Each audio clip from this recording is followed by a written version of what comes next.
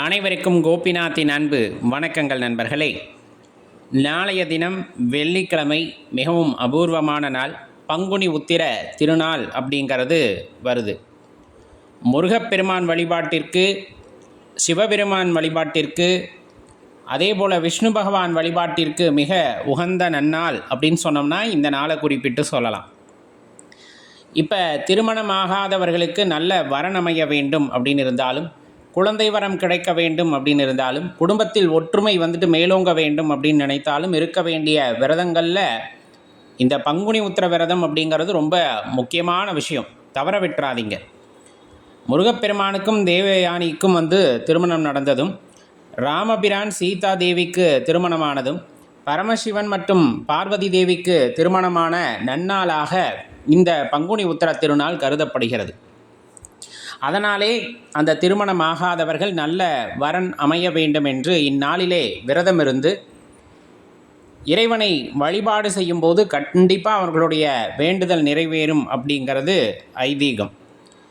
இதில் ரொம்ப முக்கியமான விஷயம் அப்படின்னா, காலையில் எந்திரிச்சு ஒரு 6 மணிக்கு விரதத்தை ஆரம்பிச்சிடணும். விளக்கேற்றி முருகப்பெருமானை நினைத்து விரதத்தை ஆரம்பித்து விடலாம். மாலை 6 மணிக்கு அந்த விரதத்தை நிறைவு செய்து கொள்ளலாம். உத்திரம் நட்சத்திரம் அப்படின்னு பார்த்தோம் அப்படின்னா இன்றைய தினத்தில் இருக்குது.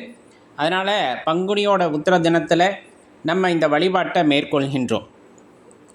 பொதுவாக இன்றைய தினத்தில் பாடப்பட வேண்டிய பாடல்கள் அப்படின்னு பார்த்தா திருப்புகழ், விஷ்ணு சகஸ்கரநாமம், அதே போல் சுந்தரகாண்டம் பாராயணம் செய்யலாம், திருவாசகம் பாடலாம், தேவாரம் பாடலாம். இந்த மாதிரி பாடல்களை பாடி இறைவனை மகிழ்விக்கும் பொழுது கண்டிப்பாக உங்கள் கோரிக்கை அப்படிங்கிறது நிறைவேறும் அப்படிங்கிறதுல மாற்று கருத்தே கொள்ள வேண்டாம். ரொம்ப சிறப்பான விஷயம், மன அமைதி கிடைக்கும். இன்றைய திருநாளிலே ஆலயங்களுக்கு சென்று வழிபடும் போது மன நிம்மதி கிடைக்கும்.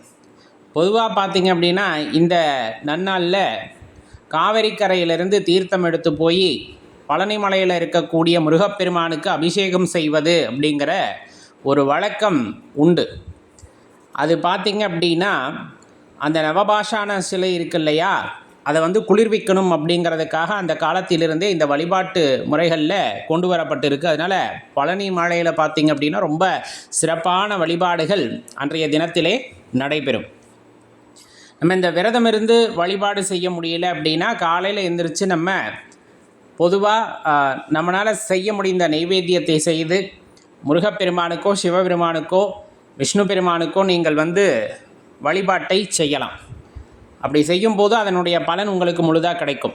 ரொம்ப முக்கியமானது குலதெய்வ வழிபாடு அப்படின்னு சொல்லக்கூடியது. இந்த பங்குனி உத்திர திருநாளில் குலதெய்வ வழிபாடு செய்கிறது ரொம்ப சிறப்பு. அவரவர் குலதெய்வத்தை மனதிலே நினைத்து கொண்டு வழிபாடு செய்யலாம். அருகாமையிலே குலதெய்வ ஆலயங்கள் இருந்தால் அங்கே போயிட்டு வரலாம். இல்லை தூரமாக இருந்தாலும் இன்றைய தினத்தில் நம்ம போயிட்டு வரலாம்னு நினச்சிங்கன்னா தாராளமாக போயிட்டு வாங்க. மாவிளக்கு போட்டு வழிபாடு செய்யுங்கள். குலதெய்வத்துக்கென்று பூஜை முறை இருக்கிறது அப்படின்னா அந்த பூஜை முறையை கடைபிடித்து நீங்கள் வழிபாடு செய்யலாம். இன்றைய தினத்தில் அற்புதமான பலன்களை வழங்க வல்லது. குலதெய்வம் யார் அப்படின்னு தெரியாதவங்க காமாட்சி தேவியை வழிபடுவாங்க, முருகப்பெருமானை வழிபாடு செய்வாங்க.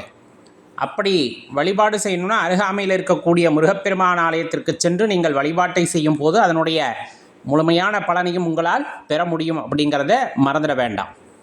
ரொம்ப அற்புதமான நாள், தவற விட வேண்டாம். மறக்காமல் உங்கள் நண்பர்களுக்கும் ஞாபகப்படுத்துங்க. இதை அவர்களோடு பகிர்ந்துக்குங்க. மறக்காமல் லைக் பண்ணிடுங்க. நன்றி, வணக்கம்.